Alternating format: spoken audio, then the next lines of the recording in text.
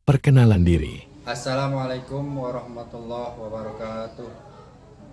Perkenalkan, nama saya Charman Abdul Rahman, mahasiswa PPG Daljab tahun 2023, batch 1, Prodi Akidah Akhlak.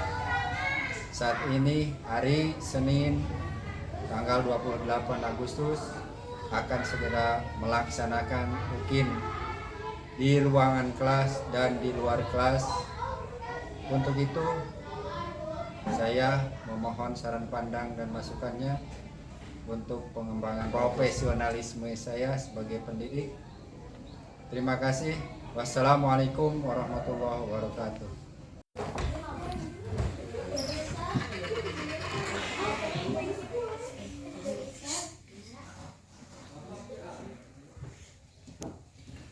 Assalamualaikum Kegiatan awal. warahmatullahi Salam dan sapa. wabarakatuh.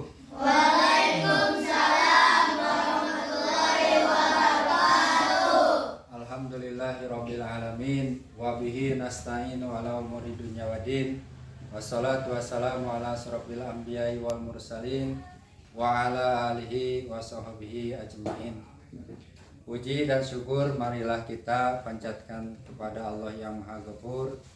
Salawat dan salam semoga tetap tercurah limpahkan kepada paduka alam, yakni Habibana wa Nabiyana wa Maulana Muhammad sallallahu alaihi wasallam. Tak lupa kepada keluarganya, para sahabatnya, para pengikut-pengikutnya, yang mudah-mudahan sampai kepada kita sekalian, termasuk kepada umatnya. Amin ya Allah ya Rabbal alamin.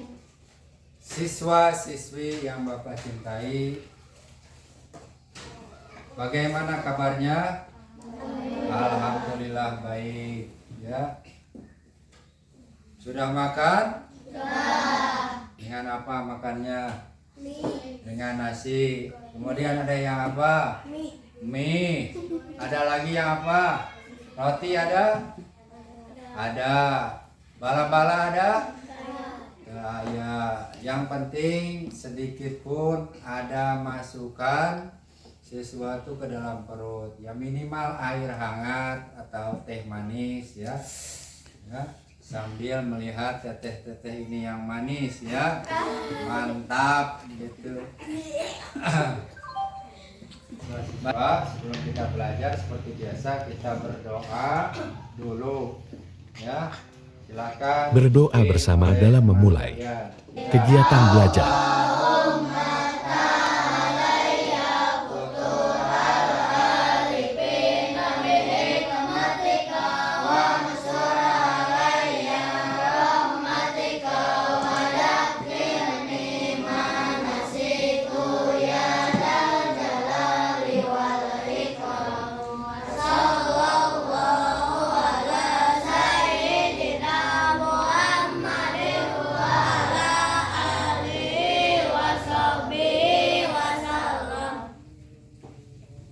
Duduk. Ya. Tidak terasa pagi ini kita bertemu lagi dengan pelajaran apa? Akidah. Guru meyakinkan siswa akan pentingnya pelajaran akidah akhlak. Dengan akidah yang lurus, dengan akidah yang baik, dengan akidah yang tauhid, dijamin insya Allah kalian akan masuk surga. Kemudian akhlaknya, jangankan di akhirat, kalau akhlaknya baik, akhlak kita baik, adab kita baik, ya, jangankan di akhirat, di dunia pun banyak teman, banyak sahabat, banyak tetangga yang menyukai dan menyayangi kita kalau kita akhlaknya baik. Oleh sebab itu pelajaran akidah akhlak ini sangat penting untuk kehidupan kita, baik sekarang di dunia maupun nanti di akhirat. Untuk melanjutkan pelajaran ini, kita akan menggunakan lagi model project P5 P2RA. Akidah akhlaknya yaitu penguatan profil pelajar Pancasila dan profil pelajar rahmatan lil alamin. Ya, akan menggunakan pendekatan model PJBL, Project Based Learning. Jadi intinya kalian akan melakukan pekerjaan dalam pembelajaran ini, dan TCL, Teaching Cooperative Learning, ya, kalian akan melaksanakan pembelajaran ini dengan berkelompok, ya. Baiklah, kita absen dulu ya. Mengabsen peserta didik. Siapa saja yang tidak hadirnya kita absen dulu. Saya ketahuan siapa yang sakit semoga lekas sembuh, yang izin karena ada keperluan keluarga semoga diijabah, dikabulkan keperluan keluarganya. Kita yang hadir di sini semoga mendapatkan ilmu yang bermanfaat. Amin ya Allah ya Rabbal. Amin. Satu, Aulia Siti Zahra ada? Hadiroh. Dela Delia? Hadiroh. Anissa Aminah? Hadiroh. Anissa Hoirunisa? Hadiroh. Indri Anggraini? Hadiroh. Siti Sri Mulyati? Hadiroh. Nandia Putriani? Hadiroh. Tantri Kirana Ramadhani? Hadiroh. Rukiah? Hadiroh. Is? Hadiroh. Salma? Hadiroh. Rizky? Hadir. Rehan? Hadir. Rafa? Hadir. Asbi? Hadir. Hadir. Kemudian Aura? Hadir. Ulfa? Saya. Intan? Zahra? Saya. Ria? Hadir. Nopi? Hadir. Najwa? Sakira? Hadir. Reja? Hadir. Reja? Nijam? Hadir. Sidawira? Hadir. Ajka? Hadir. Nah, absensi sudah dilaksanakan. Tadi ada beberapa yang tidak hadir dengan keterangan sakit dan izin. Ya, sekarang kita sebelum ke afirmasi atau review pembelajaran yang lalu, kita laksanakan dulu pembiasaan sebagaimana biasa dilaksanakan di sekolah kita, yaitu membaca Asmaul Husna bersama-sama. Ayo, Bismillahirrahmanirrahim. Pembiasaan membaca Asmaul Husna dan Nagom Aqoidul Iman.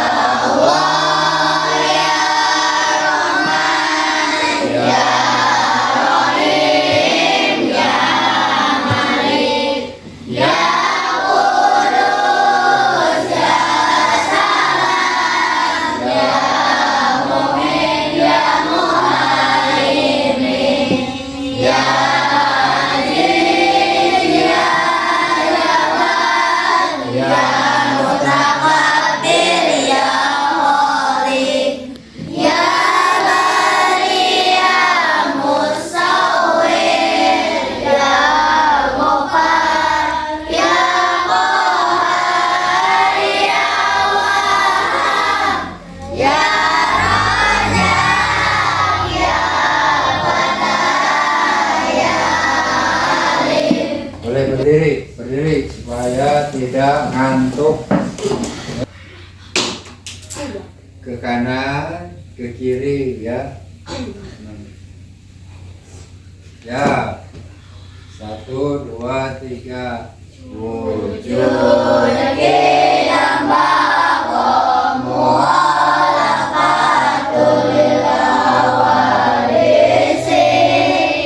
kita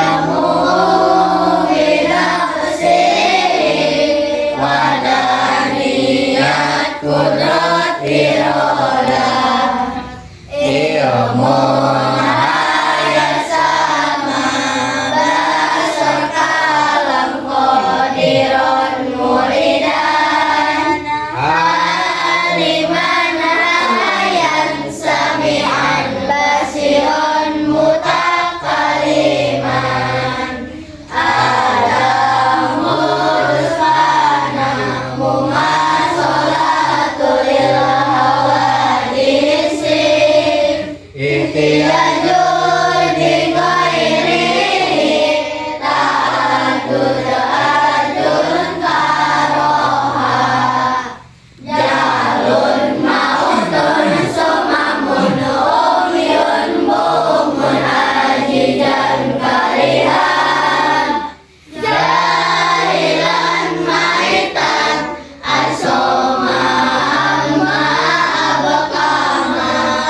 estimasi dan Nah, asesmen ini awal. apa? L. L itu apa? Ini apa anak-anak? Ini apa? Kalau digabung jadi apa? Ultra. Kalian Ultraman. Ya. Jadi kalian itu luar biasa sekali. Tepuk tangan. Duduk. Dalam pembelajaran pertama kita membahas permasalahan lingkungan terbesar di dunia.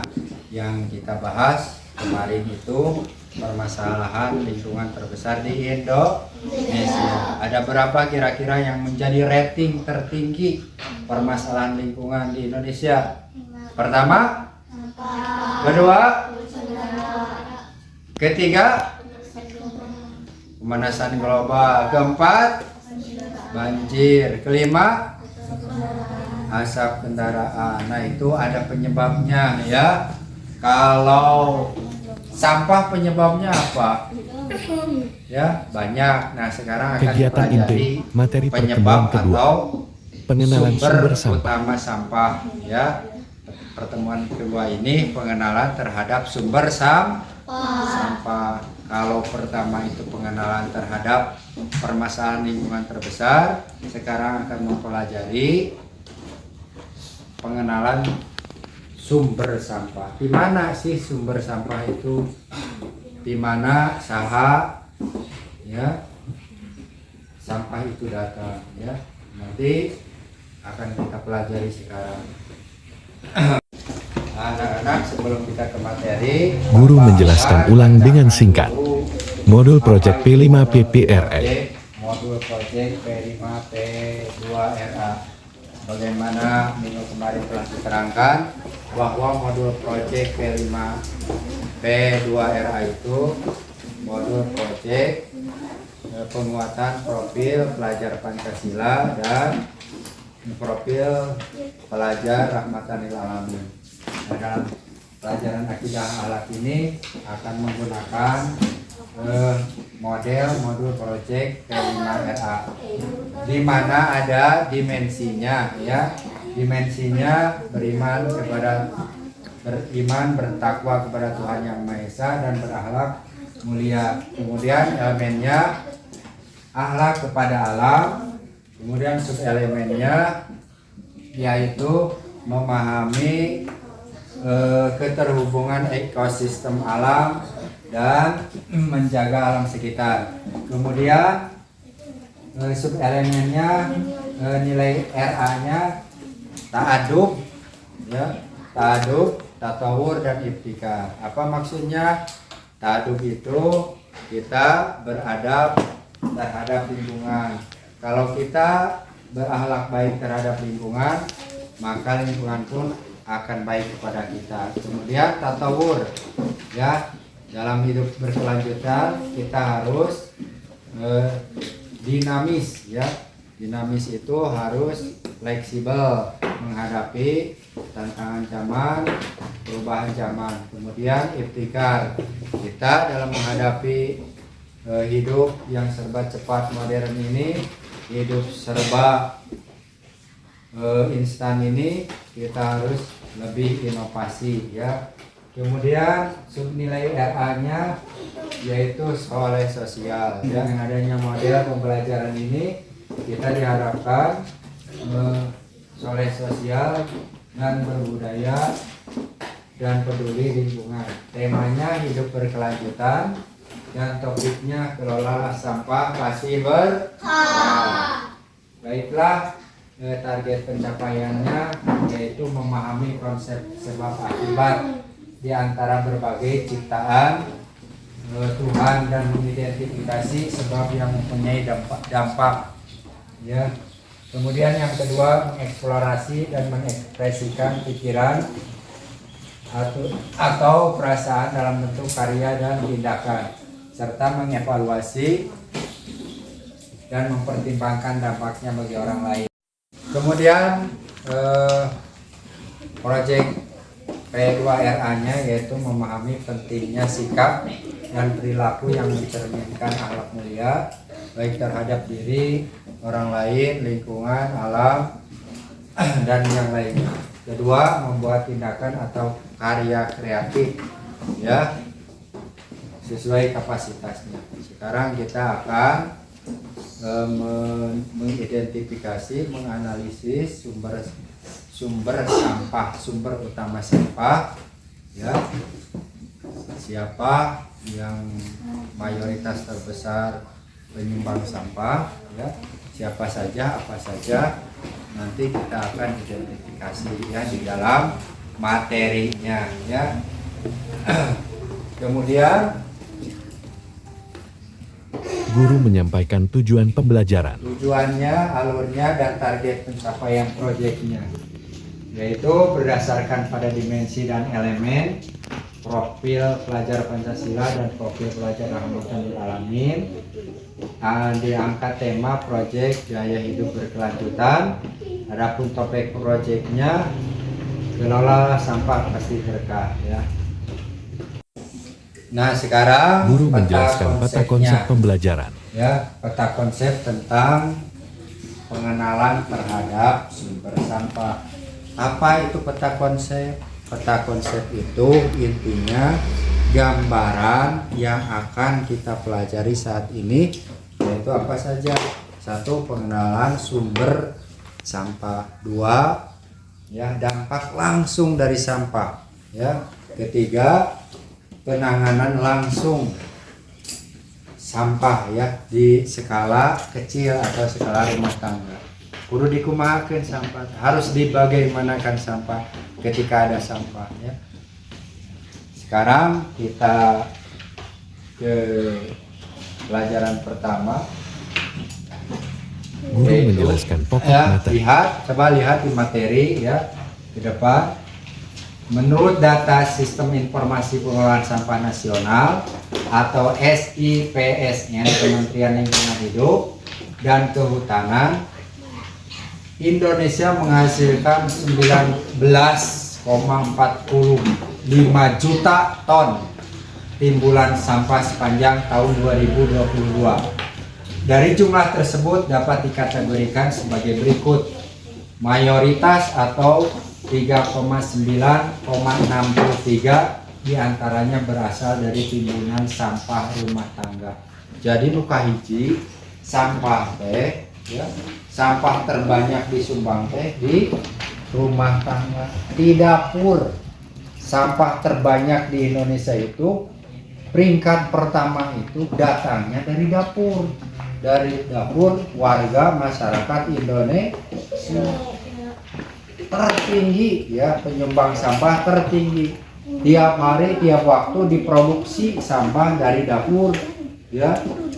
Asal sumbernya dari warung ya. Warung ke dapur, dapur kemudian jadi sampah, dan itu dilakukan tiap hari, tiap waktu ya. Kalau kita masak misalkan 3 kali atau 2 kali ya, maka nyampahnya pun juga 2 kali sampai 3 kali ya. Kemudian yang kedua, perniagaan. Perniagaan itu ya, tempat perniagaan, tempat pusat ekonomi ya. Misalkan di pasar, swalayan atau di ruko. Nah, itu. Kemudian nomor 3, sampah berasal dari pasar. Jadi penyumbang sampah terbesar ketiga itu dari pasar. Pertama dari kedua dari tempat perbelanjaan atau perniagaan, ketiga dari keempat dari kawasan industri, kelima dari perkantoran, keenam dari fasilitas publik ya, dan ketujuh berasal dari sumber lainnya. Nah ini ya, ternyata sumber mayoritas utama penyebab timbulnya sampah itu ternyata ada beberapa ya. 1, rumah tangga. 2, perniagaan. 3, pasar. 4, kawasan industri ya. Kelima, kawasan publik ya, tempat umum, tempat main. kemudian perkantoran, ketujuh sumber lainnya ya. Nah, tolong lihat di materi yang telah dibagikan tadi, kalian bisa dibaca. Itu berasal dari artikel yang ada di media digital ya, di media online. Di sini kalian sudah diberikan tadi per kelompok, tolong dibaca, nanti didiskusikan ya, didiskusikan, kemudian nantinya akan ada di LKPD. Yang kedua, materi yang kedua yaitu dampak langsung dari sampah. Setelah tadi kita mengetahui bahwa sumber sampah itu bisa dari rumah tangga ya, sampah rumah tangga yang pertama, kemudian yang pasar, tempat industri, dan tempat yang lainnya, maka dampak langsung dari sampah tersebut pertama ya, merusak kelestarian lingkungan, kedua mengganggu kesehatan masyarakat, ketiga pencemaran udara, air, tanah maupun organisme lainnya, kemudian yang keempat dapat menimbulkan penyakit, yang kelima sampah yang tidak terkelolakan menimbulkan bau tidak sedap, kemudian yang selanjutnya mengganggu estetika ya, yang terakhir menjadi media perkembangbiakan penyakit ya. Jadi dampak langsung dari sampah yang kita buang, yang kita buat itu pertama merusak kelestarian lingkungan, apalagi jika sampahnya dibuang sembarangan ya, itu akan mengganggu kesehatan masyarakat. Seperti halnya ya di bantaran Sungai Citarik atau di pinggir-pinggir jalan, kalian suka melihat titik-titik sampah yang liar ya. Satu kali ada yang membuang sampah sekresek, sekarung, nanti besoknya bakal 5 karung ya, besoknya lagi bakal 10 karung.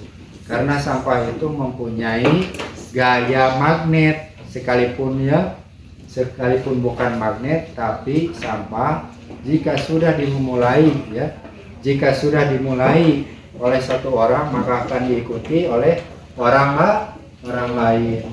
Coba kalian ya, membuang 1 karung, nantinya akan ada yang ikut membuang 1 karung ya. Ya, sampah itu punya gaya magnet ya. Nah, membuang sampah sembarang seperti itu akan mengganggu kelestarian lingkungan ya, akan menimbulkan bau, akan menimbulkan sumber penyakit dan sebagainya. Nah, anak-anak, tadi kita sudah mengetahui dari mana sumber utama atau mayoritas sampah itu datang atau timbul atau dibuat ya. Kemudian dampaknya apa ya, dampaknya apa tadi, mengganggu kelestarian lingkungan, mengganggu kenyamanan lingkungan ya, menjadi habitat berbagai macam penyakit atau merusak habitat ekosistem. Dan sekarang bagaimana penanganannya secara langsung ya, skala kecil di rumah kita. Jangan ditunggu-tunggu sampai sampah itu banyak dan mengharapkan ada yang mengangkut atau ada yang menangani. Sebelum ke TPS kan, lebih baik kita tangani dulu skala lingkungan kecil ya. Kalau kita di sekolah, maka tangani di sekolah. Kalau di rumah, tangani di rumah.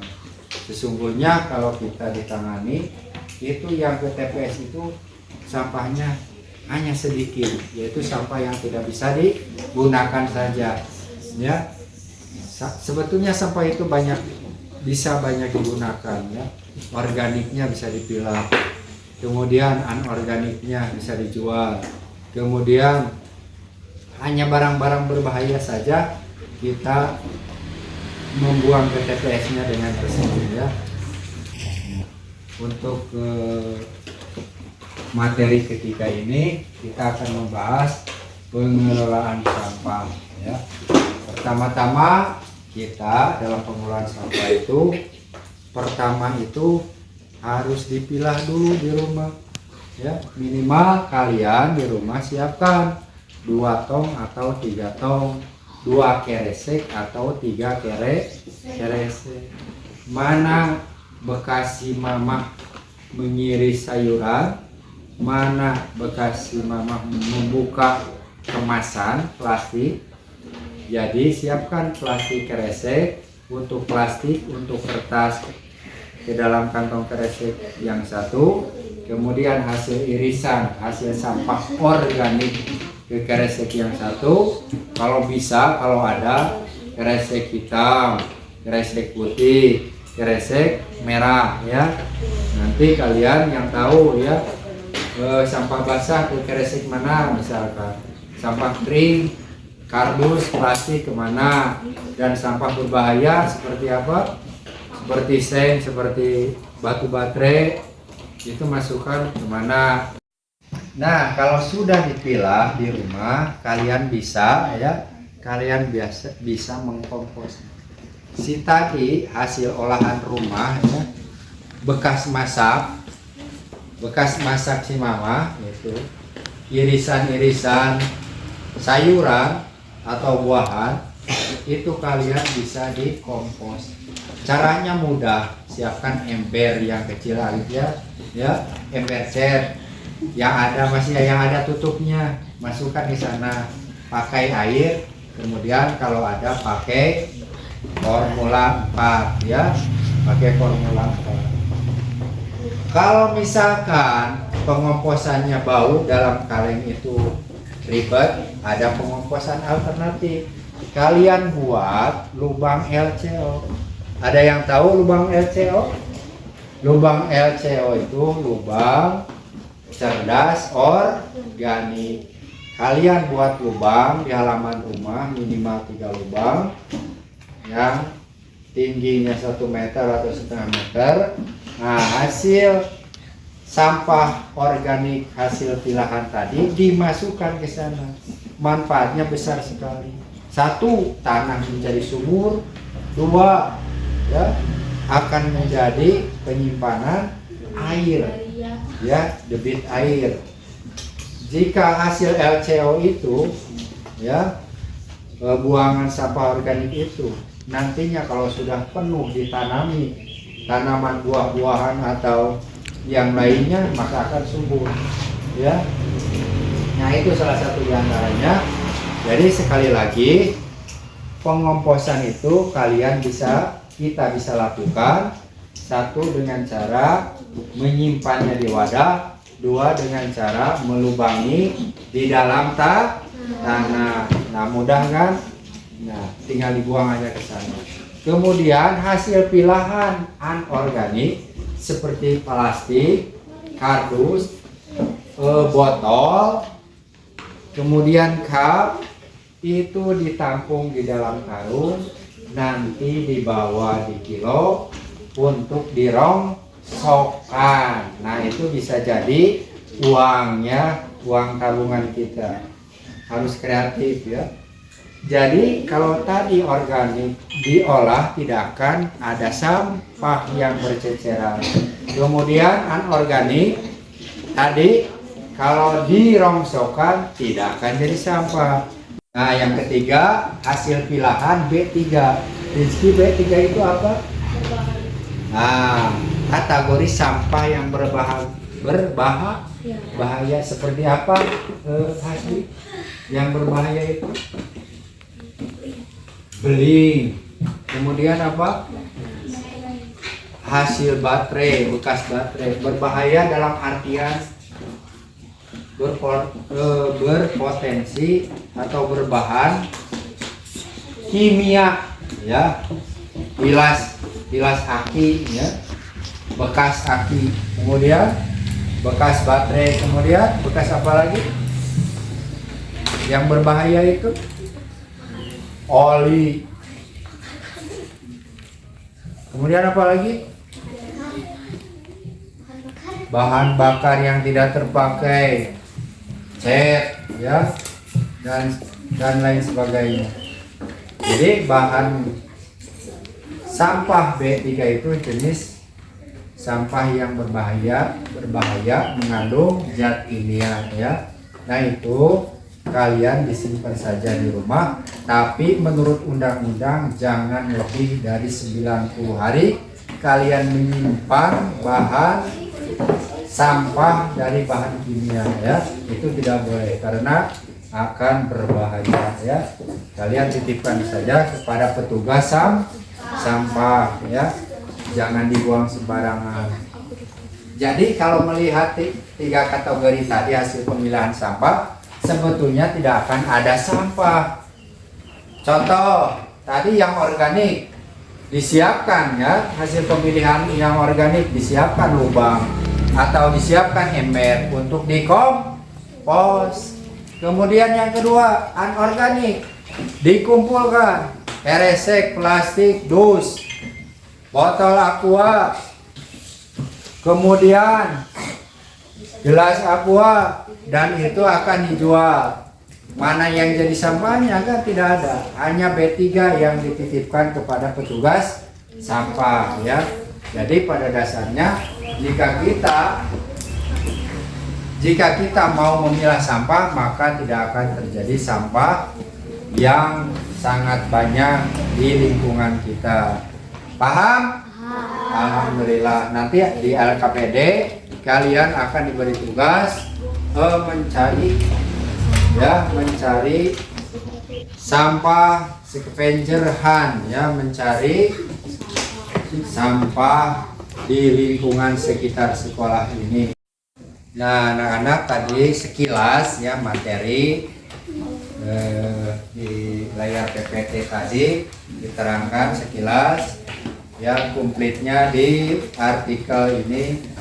Untuk selanjutnya, untuk memantapkan melengkapi materi teori ini, kita nonton dulu video animasi Sandi Sampah ya. Mudah-mudahan kalian bisa terinspirasi.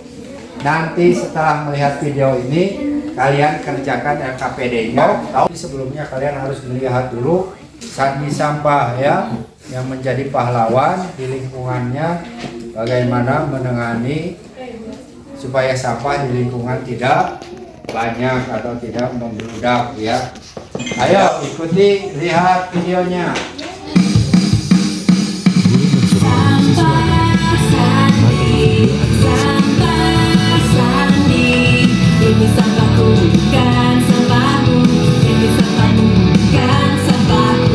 Guru memberikan lembar kerja pada siswa. Sekarang kita akan mengerjakan LKPD ya, lembar kerja peserta didik, untuk mengukur pengetahuan dan pemahaman kalian setelah tadi menyimak ya materi tentang sumber sampah.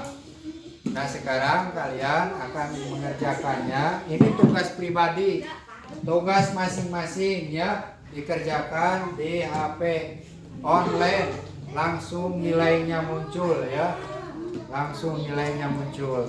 Nanti setelah ini mengerjakan, kalian akan mengerjakan LKPD kelompok, yaitu mencari sampah ya sesuai jenis dan kriterianya seperti ya. Sekarang Bapak akan share soalnya di grup di grup ya, silakan lihat.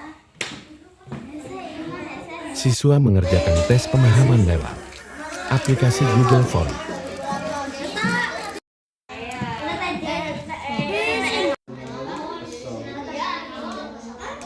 Oke, baik. Bagaimana, udah mengisi?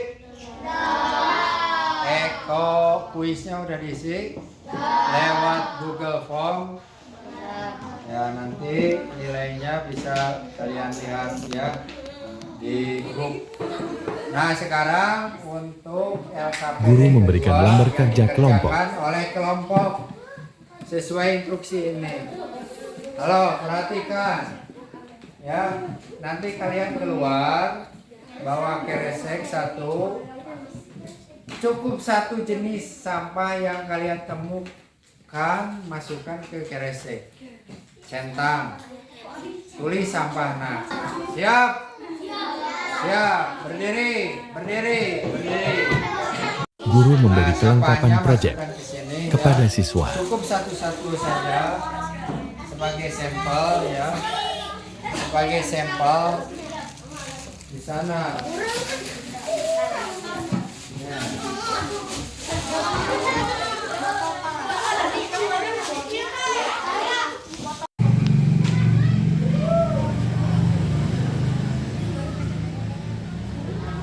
Pakai sepatunya.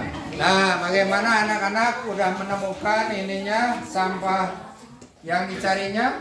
Guru mempersilahkan tiap Sebagiannya kelompok ada, sebagian tidak untuk ada. presentasi di Nanti depan kalian ke sebagai depan mempresentasikan, asesmen akhir yang satu pembelajaran. membacakan, yang satu menunjukkan sampahnya. Paham? Sekarang kelompok satu ke depan. Assalamualaikum warahmatullahi wabarakatuh. Sampah yang bisa didaur ulang contohnya seperti botol plastik, sampah organik. Jenis kedua, sampah organik seperti sisa makanan atau daun kering. Yang ketiga, benda bekas yang bisa diubah menjadi kerajinan, contohnya kardus bekas. Kami dari kelompok 2, kategori 1 yaitu jenis sampah botol plastik. Kami dari kelompok 3 menemukan jenis sampah yang bisa didaur ulang seperti kertas, botol, kaleng. Sampah kedua jenis sampah organik seperti daun kering.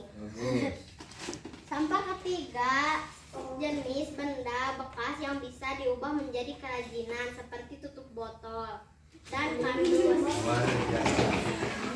Kami dari kelompok 4 dan kami menemukan sampah yang bisa didaur ulang. Kami dan kelompok 5 telah menemukan 3 jenis sampah yang bisa didaur ulang seperti botol plastik. Mana? Alhamdulillah. Guru LKPD mengapresiasi siswa telah mampu sampah mengerjakan proyeknya dengan baik. sudah kalian laksanakan, bahkan kalian tiap kelompok sudah mempresentasikannya ya. Kalian artinya kalian sudah bisa memilih mana sampah organik, anorganik dan sampah berbahaya, dan mana sampah yang dapat didaur ulang. Alhamdulillah kalian tadi sudah mempresentasikannya per kelompok. Sebelum kita Guru menutup pembelajaran ini, dengan mari kita mengajak berdoa bersama. berdoa bersama Biasa, kepada siswa. Silakan angkat tangannya, khusyuk, hikmat, ya, fokus agar doa kita diijabah dan dikabul oleh Allah Subhanahu wa taala. Mari kita berdoa bersama-sama. Subhanakallahumma wa bihamdika asyhadu an la ilaha illa anta astaghfiruka wa atubu ilaik. Wassallallahu ala sayyidina Muhammadin wa ala alihi washabbihi wasallam. Demikian video praktik pembelajaran ini dibuat dengan sesungguhnya pada jam, hari, dan tanggal sesuai instruksi. Mohon saran dan masukannya agar saya dapat lebih baik lagi dalam mengembangkan profesionalisme saya sebagai pendidik.